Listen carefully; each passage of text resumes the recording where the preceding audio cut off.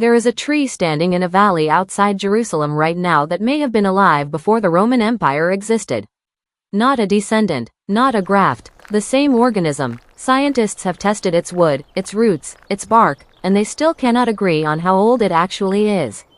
Not because the science is bad, because the answer might be too old to be comfortable. This is the file on the olive tree, Olea europaea, and why the oldest living witnesses on Earth have spent 3,000 years in silence. Welcome back to another documentary video about plant. Here, we don't cover plants for their beauty.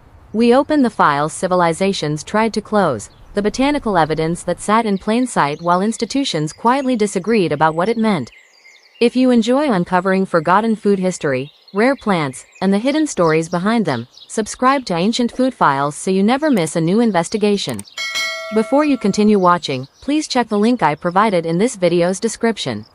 That way, you can verify it yourself. Today's file. A tree so ordinary it lines highway medians and grocery store aisles, and so old that some individual specimens may have stood before written history reached the shape we recognize today. The olive tree's story does not begin in a laboratory. It begins in the eastern Mediterranean basin, somewhere between the Levant and Crete, roughly 6,000 years before the present. Wild olive, Olea europaea var. Silvestris, grew scattered and unremarkable across rocky, drought-scarred hillsides where little else survived. Then someone domesticated it, not once, not in one place. Evidence points to multiple independent domestication events across the eastern Mediterranean, converging on the same solution to the same problem. How do you feed a civilization on land that refuses to hold water? The people who solved that problem didn't just cultivate a crop. They anchored an economy, a religion, and eventually an empire to a single, slow-growing tree, and some of the trees they planted are, by disputed but serious estimates, still standing. To understand why this tree became sacred rather than merely useful, you have to understand what it does that almost nothing else does. An olive tree's trunk can burn to the ground, be cut to a stump, be abandoned for a century, and it will resprout from its own root collar. The lignotuber, a woody swelling at the base of the trunk, stores dormant buds specifically for this purpose. Fire doesn't kill an olive tree. In many cases, it resets it. This is why counting rings doesn't work the way it does for other trees. The original trunk may be gone. What stands today may be the fourth or fifth regrowth from a root system that predates it by centuries. The tree in front of you is not lying about its age, it simply isn't the same question as it is for an oak or a redwood. And that ambiguity is where the silence begins. By the time of classical Greece, the olive tree had stopped being agriculture and started being law. Athenian custom held that the olive tree belonged to the city itself. Uprooting one without state permission carried severe legal penalty.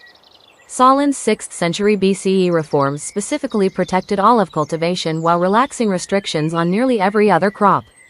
The message embedded in the legal code was unambiguous: this tree does not belong to you. It belongs to something larger, and it will outlive you. Sacred groves, templia, were established around temples specifically to grow olives considered property of the gods. Harvesting from them without ritual authorization was treated less like theft and more like sacrilege.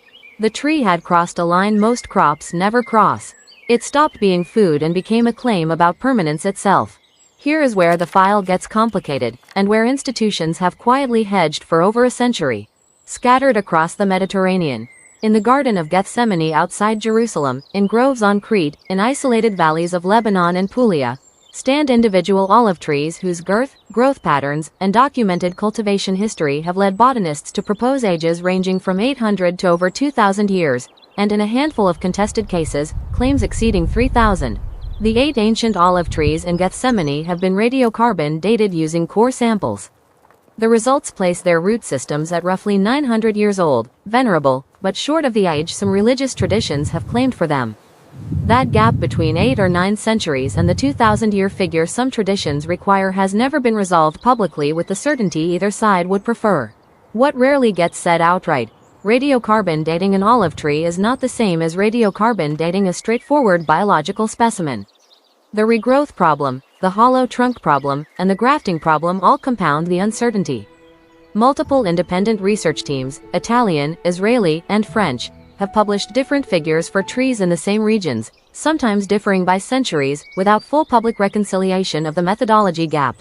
This isn't a conspiracy. It's something closer to institutional discomfort. Nobody wants to be the study that either debunks a sacred site's timeline or inflates it beyond what the evidence supports. So the ambiguity has simply been left standing, much like the trees themselves. The silence isn't only scientific, it's political. During centuries of shifting control across the Levant and North Africa, Byzantine, then Ottoman, then colonial administrations, ancient olive groves became a documented tool of territorial control. Uprooting and opposing populations' olive trees was recognized, repeatedly, across multiple conflicts and centuries, as an efficient way to sever a community's economic and generational claim to land. Since an olive tree takes 15 to 20 years to become productive and centuries to become irreplaceable, destroying an olive grove wasn't collateral damage, it was calculated. You cannot simply replant 300 years of continuity. The tree's greatest strength, its slowness, its refusal to die easily, became, in the hands of anyone seeking to erase a population's roots, the precise reason to target it.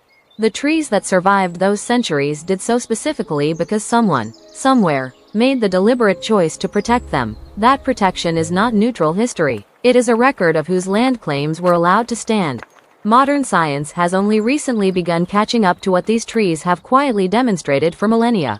Genomic studies published in the last 2 decades have traced cultivated olive lineages back through multiple independent domestication events, contradicting older single-origin theories that dominated botanical literature for most of the 20th century. Some of the oldest surviving cultivars in Mediterranean groves today have been genetically confirmed as direct, unbroken lines from Bronze Age plantings, not new trees resembling old ones, but the same genetic material, propagated by cutting and graft, continuously, for thousands of years.